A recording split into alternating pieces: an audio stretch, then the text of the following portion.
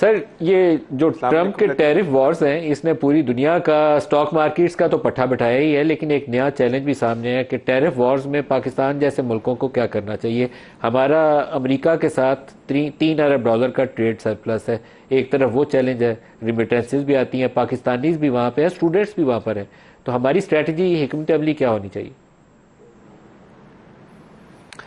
नदीम, मैं ये समझता हूँ कि पाकिस्तान के लिए तो बहुत बड़ी अपॉर्चुनिटी है इस वक्त, क्योंकि हमारे पे जो टैरिफ आया है वो 29% का है, और जो प्रोडक्ट्स हम बनाते हैं उन प्रोडक्ट्स में हमारा सबसे बड़ा कंपैटिटर जो रीजन में है वो बांग्लादेश है या वियतनाम है या कंबोडिया है।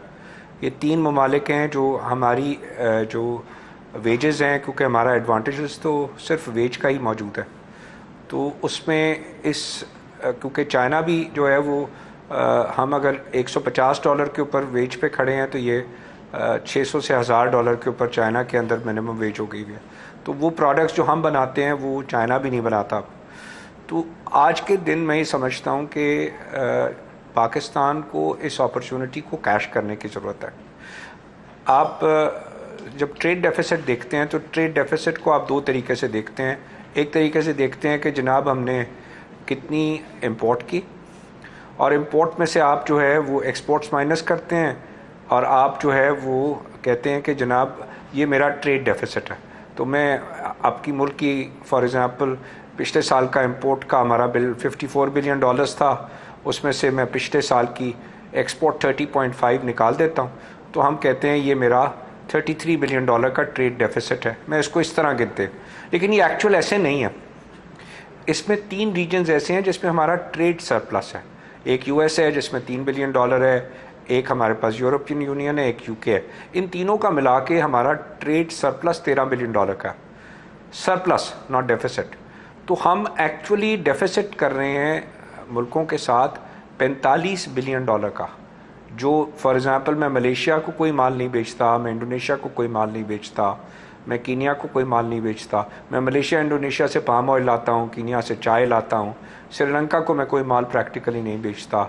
मैं जो है जीसीसी को बहुत थोड़ा माल बेचता हूँ, मैं चाइना को बहुत थोड़ा माल बेचता हूँ। मैं जो है $15 बिलियन का अगर माल वहाँ से मंगाता हूँ तो $2 बिलियन बेचता हूँ, 13। तो ये जो नेट डेफिसिट है, एक है ग्रॉस डेफिसिट जो कि 33 है, मैंने गिन के दिया, और एक है आपका जो डेफिसिट एक्चुअल डेफिसिट है ममालिक के साथ, जिन ममालिक से हम काम, वो $45 बिलियन है।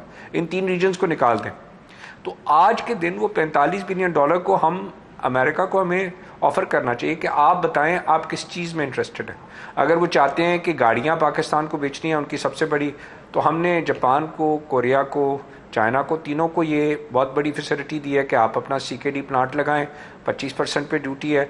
अगर आप जो है सीबीयू पूरी गाड़ी बेचे तो 100 पे, तो जाहिर है अमेरिका गाड़ी तो 100% पे आ नहीं सकती थी ना, उन्होंने यहाँ गाड़ी का प्लांट लगाया। तो अमेरिका के साथ हमारा गाड़ियों का भी ट्रेड नहीं है। जहाज़ हमारी पीआईए जहाज़ खरीदने के काबिल नहीं है।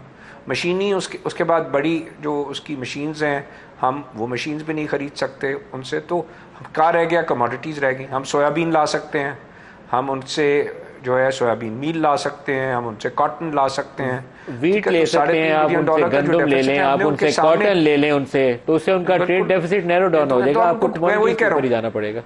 तो $45 बिलियन की हम तो उनके सामने, मैं तो कह रहा हूँ प्लेट रख देनी चाहिए कि ये प्लेटर है जी हमारा, ये $45 बिलियन हम इमन मुखालिक से खरीदते हैं, नॉट 33, 45।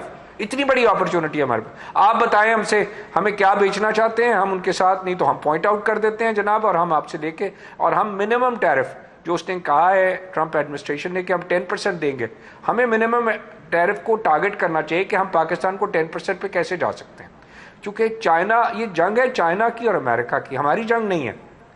हम तो, ये हमारा सबसे बड़ा नदीम, हमारा सबसे बड़ा, हम हमेशा कहते थे हमारा ट्विन डेफिसिट, हमारा सबसे बड़ा जो है वो इशू है। एक तरफ से हमारा फिस्कल डेफिसिट है, दूसरी तरफ से हमारा ट्रेड डेफिसिट है। हम हमेशा यही बात करते रहे। आज ये ट्रेड डेफिसिट हमारा सबसे बड़ा वेपन हो गया, क्योंकि दुनिया से बड़ी, सबसे बड़ी मंडी अमेरिका है। अगर अमेरिका हमारे के लिए 10% के लिए खोल देता है तो मैं $45 बिलियन का मैंने ज़रूर माल मैंने किसी और से लेना है, मुझे पहले वो माल दे दे और मेरे मालों पे 10% ड्यूटी दे दे। पाकिस्तान जो वो माल चाहिए वो पाकिस्तान बेच सकता है। तो this is an opportunity for Pakistan, so we must encash it as an opportunity. There is another opportunity there is another opportunity Gaur साहब, जो ऑयल प्राइसेस $60 से नीचे ब्रेंट चला गया है और WTI उससे भी नीचे चला गया, तो आपके पास एक अपॉर्चुनिटी है कि ऑयल प्राइसेस रिटेल लेवल पे कम कर दें, उधर से बिजली की कीमतें मजीद रिड्यूस करें, आपकी इन्फ्लेशन जीरो पे चली जानी है, कमोडिटीज गिर गई हैं सारी, आप पॉलिसी रेट को 2-3 परसेंटेज पॉइंट गिराएं, अपनी इनपुट कॉस्ट इंडस्ट्री के नीचे ले जाके उसको वाइबल भी बना सकते हैं हम। दादी बड़ी अच्छी बात की आपने।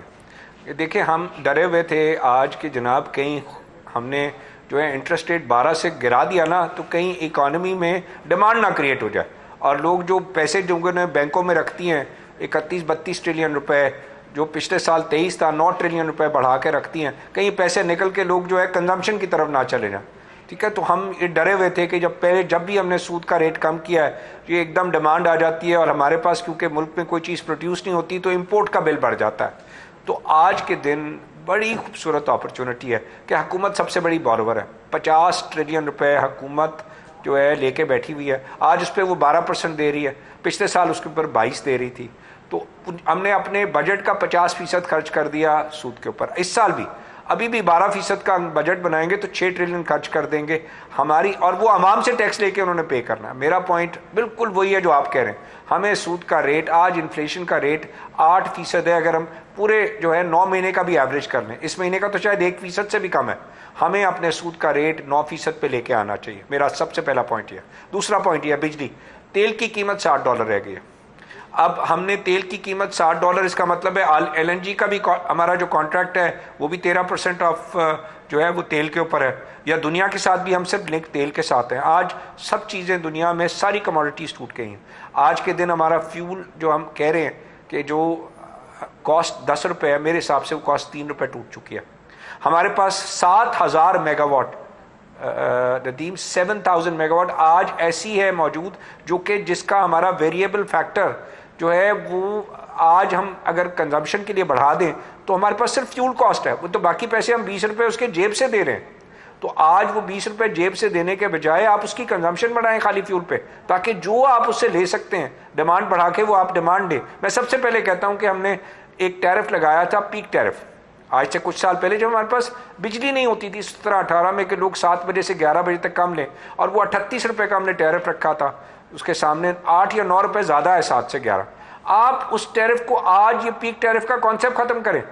क्यों रखा हुआ पीक टैरिफ? ताकि लोग आसानी से जो है, जो लोग कर्टेलमेंट करते हैं 7 से 11, वो उसको इस्तेमाल कर सकें। अगर आप 1000 मेगावाट भी उसके अंदर एक्स्ट्रा कंज्यूम कर जाएंगे 7 से 11 बजे के दरमियान, तो आपके पास जो है वो उसका नेट इफेक्ट जीरो हो जाएगा। You have to be smart in your calculation today. Industry अगर आप ये खत्म करेंगे, पीक और ऑफ पीक जो 24 घंटे चलती है उसके ऊपर ₹1.60 का इम्पैक्ट आ जाएगा, तो आप ₹1.60 यहां से तोड़ सकते हैं। इसके बाद भी मेरा पॉइंट ऑफ व्यू क्या है कि आज के दिन हमें अपनी कंजम्पशन बढ़ानी चाहिए, और कंजम्पशन बढ़ा के आज का टैरिफ हमें 9 सेंट को टारगेट करना है। अभी भी हमने जो टैरिफ दिया है वो शायद हमारा 11 सेंट पे बन रहा है, अभी 9 सेंट पे नहीं आया, तो 2 सेंट का मतलब है 6 रुपए और तोड़ने हैं। तो मैं अभी 1.5 रुपए कह रहा हूं, आप तोड़ सकते हैं खाली 1 पॉइंट से, विच इज जो आप सिर्फ टैरिफ का कॉन्सेप्ट खत्म करें।